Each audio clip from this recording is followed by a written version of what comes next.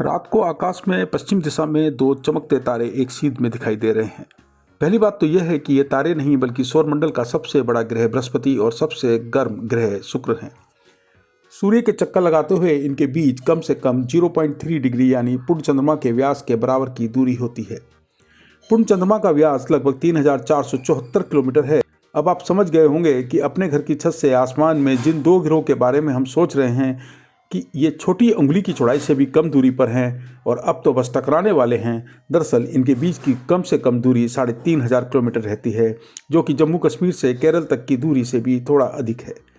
वैसे इनके बीच अधिकतम दूरी तब होती है जब ये सूर्य के विपरीत दिशा में होते हैं, जो 800 मिलियन किलोमीटर से अधिक हो सकती है। यह ध्यान रखना महत्वपूर्ण है कि दो ग्रहों के बीच की न्यूनतम दूरी उनकी संबंधित कक्षाओं में स्थिति के आधार पर अलग अलग हो सकती है।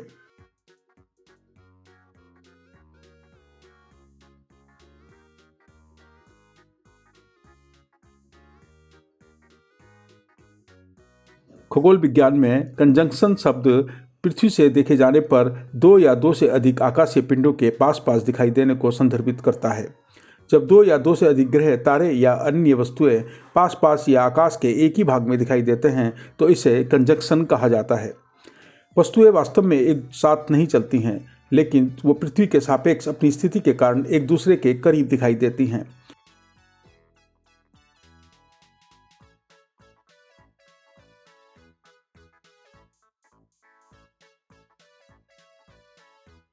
बृहस्पति और शुक्र के रात्रि आकाश में एक साथ पास पास दिखाई देने की खगोलीय घटना को कंजंक्शन कहा जाता है।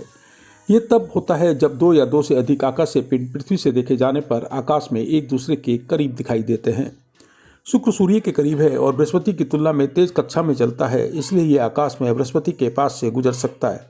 हालांकि दोनों ग्रहों की कक्षाएं एक ही तल में नहीं है, इसलिए कंजंक्शन एक नियमित घटना नहीं है।